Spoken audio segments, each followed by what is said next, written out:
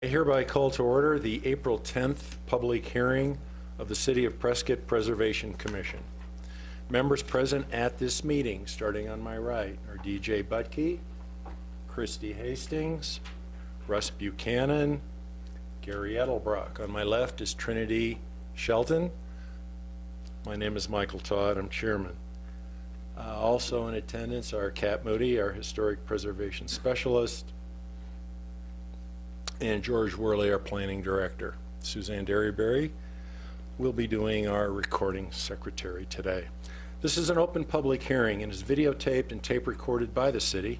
The proceedings are being televised by representatives of the public media, local cable and/or radio stations, and may be rebroadcast.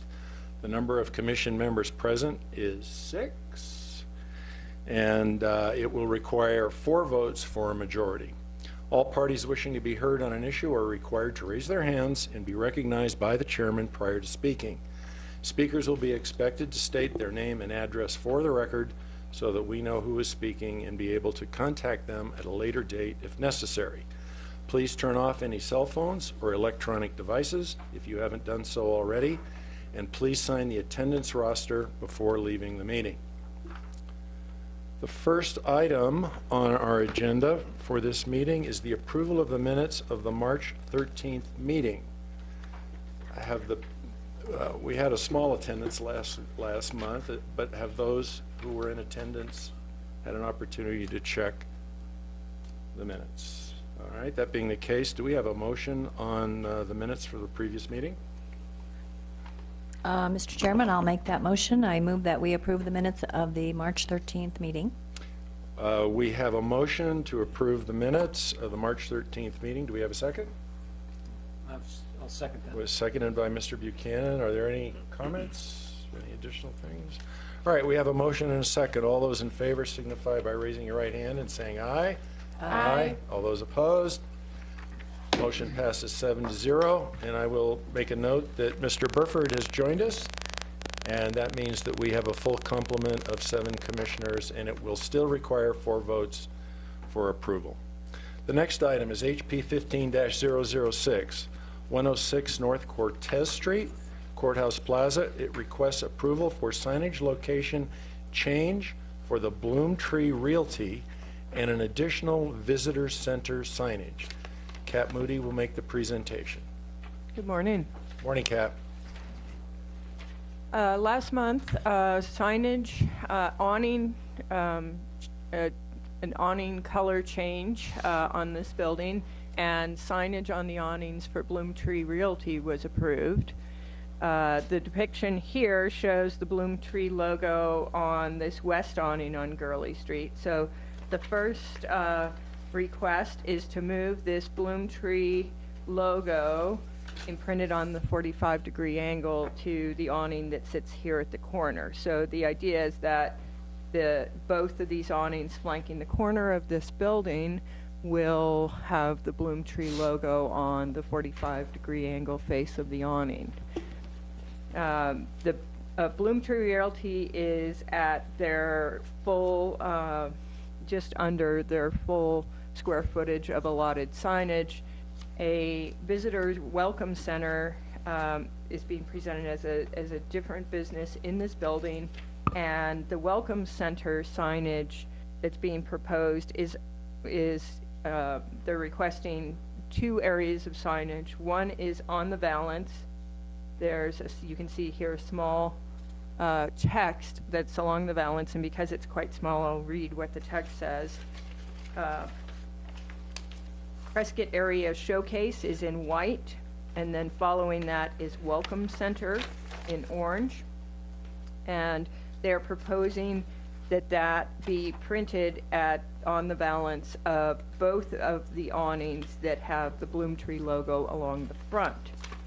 And then the third request regarding this signage on the awning is they are requesting for the Welcome Center a signage on the ends that has this I, which is an international sort of information symbol, with the words Welcome Center underneath. And I believe the applicant said they prefer this curved version over the straight version that was presented in the graphic that you were provided in your packet.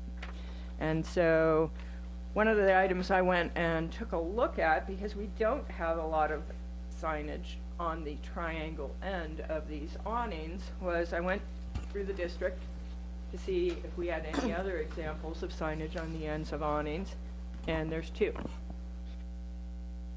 This is the first one, Lizard's Lounge, which is just down the street from the site. And Lizard's Lounge has this graphic printed on both ends. They do not have any printed signage on the 45-degree face. They have their address centered on the middle of the valance, facing out into the street. And then the other example of signage at the ends of the awnings is just up Gurley Street on Elks Hill, and End of the Trail Antiques is another example of signage. In this case, we have signage both on the face of the awning and on each end of the awning. So those are the two examples of signage that are already existing in the area, where we have signage at the ends of the awnings, and in the case of End of the Trail Antiques, they have signage on all three faces of the awning. And we do have a representative here for the applicant, and so with that, I will turn it over to you all for discussion and question. Thanks, Kat.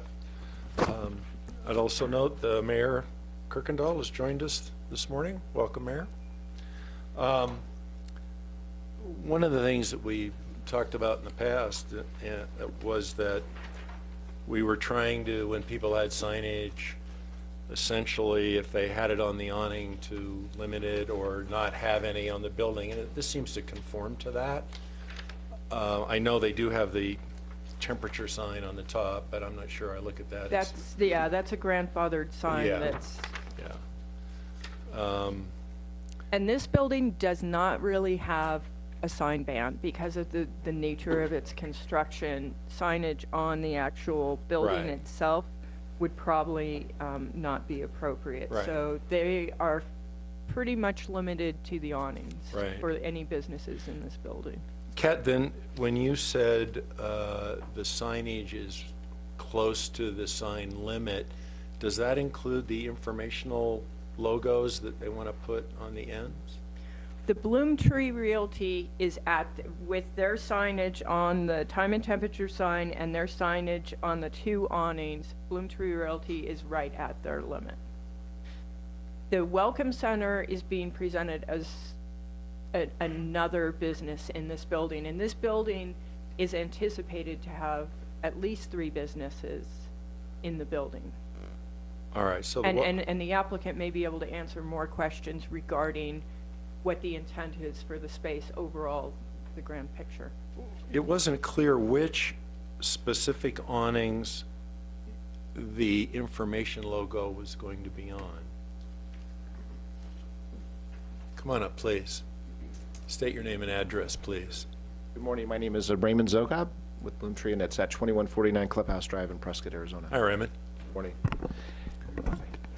So yes, there's actually going to be several tenants in this building. The logo, just to answer your first question, as far as where that's going, it's going to be on the same logo where the Bloomtree logos will be repositioned So- on the 2 flanking corners. Do you anticipate that orange information On either- here and here? But what Yes. about on the far No. end?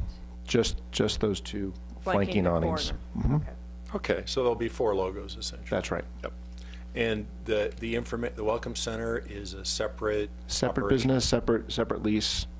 And we're working on a third right now for the front portion where the teller line used to be. That's about 2,200 square foot, Okay, hopefully a restaurant, all right. which will require its own signage, but not on those 2 flanking corners. It would be on the opposite 2. Yeah. All right, any more questions of Mr. Zogab? Well, I don't know if this is appropriate, but I am a little bit curious about the nature of the visitor center business. Could you explain what that is? Sure. So the intent of that business is to provide different services than the Chamber of Commerce, because they've actually been consulting with them, and so there's not a conflict. Right. It's to basically add value to people looking for for information about Prescott that they can't necessarily find in a more engaging format. There'll be computer stations where people can come in and look up information about Prescott activities, similar information, because there's only so much information about Prescott you're going to get. You're going to get the same information, but it's going to be delivered differently. There'll be computers. It'll be more of a warmer coffee, waters, drinks, cookies. It'll be a place for people to come and just kind of feel welcomed. And we felt that tenant felt that that's a perfect corner to engage there, because it's kind of the epicenter of But that downtown. feels much more like public service than business. It's a combination. I mean, the goal there too is to get other businesses in the community to help kind of sponsor and support that activity, so they can kind of get representation, mostly around the home building and living. Come to Prescott to live and stay, and this is what our environment looks like. So It does seem compatible with real estate generally. it's very compatible. People do come here to look for a Right. place to live. Right, often. right. Yeah. So that's the idea. Yeah, absolutely. Okay. Any other questions of the applicant? Just one? Yes, sir. Another clarification, this text, and I think it already has been stated. So along with this I logo on the corner, the text is going to be on those two valences? Yes. So we'll have the text and the bloom tree and the I on those two, and then the other ones are going to be blank for the moment. Correct. Okay, thanks, just clarify. Thanks, Mrs. Zogab, appreciate that. All right, are there any other questions or comments of the commission? All right, that being the case, do we have a motion?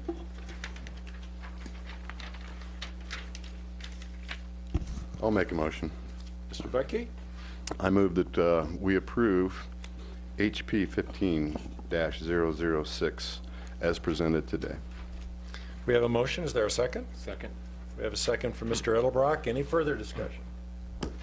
That being the case, all those in favor of the motion on HP 15-006, please signify by raising your right hand and saying aye. Aye. All those opposed? Motion passes 7-0. The next item, HP 15-007, 113 West Goodwin Street, request for approval for revised signage mounted on the stucco facade. Ms. Moody will make the presentation. Wow, that's really dark. Let me see if I can improve this. Nighttime view. Yeah, it's a little dark. Let's see if we can get this so you can see the colors.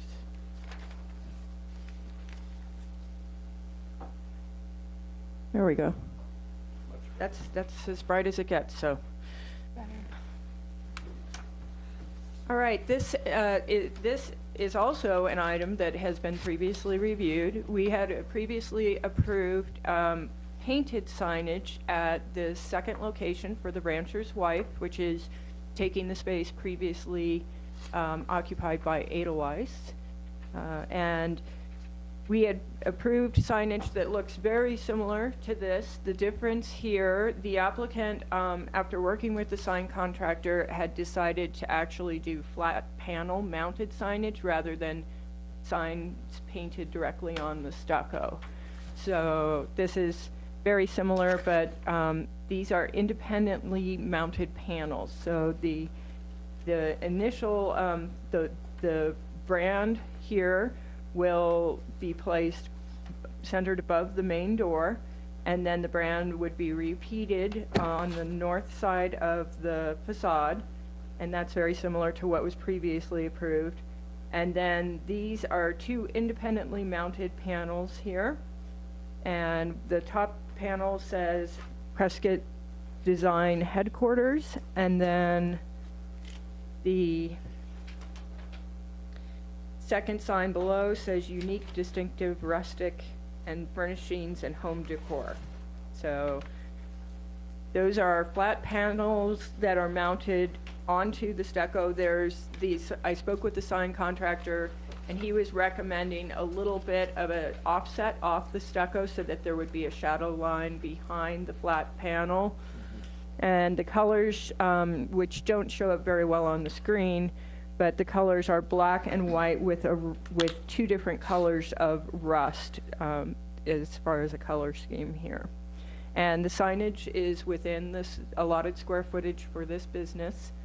And the applicant is here, so with that, I'll turn it over to you all for question. Thank you, Kat.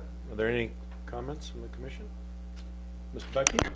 Yeah, I just had a question for the applicant, and that would be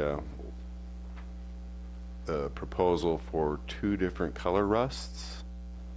I know it seems rather insignificant, but I was wondering if there was some logic behind that. Name and address, please, for the record. Sure. Tamara Kelly, 113 West Goodwin. Actually, we haven't decided which shade of rust we're going with, so there's not going to be 2. There's only going to be 1, and we just haven't committed to one or the other because I haven't seen it in person, just on paper. Yeah, we don't see any samples.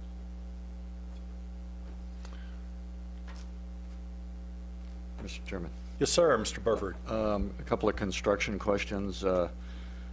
That's a curving wall there. I would hope that panel would curve with the wall. I know it's going to be tricky to do. And the second, following on the heels, what are these panels? Are they metal? Are they some polymer? Or? They're from what I understand, they're a polymer. They're not metal. And as far as the curvature, we've designed the sign size to go with the building where I agree and understand what you're saying. We don't want it protruding on the sides, but flat on the surface. So it will go with. So it will curve. It will curve a little, yes. That was the benefit of the paint. Right. So you're on the building, you automatically get the curve. I think it's kind of subtle, and it's also tricky to get with a separate panel, but I would encourage that to be where you're headed. I think Mr. Wright has figured that part out. Great. That's what I hired him for. I'm not a sign person, Great. so. That's what I wanted to hear. And we appreciate your comments at the last meeting, and that's why we went back to the drawing board with some different color schemes, so. Mm-hmm. Mr. Becky? Yeah, one more question.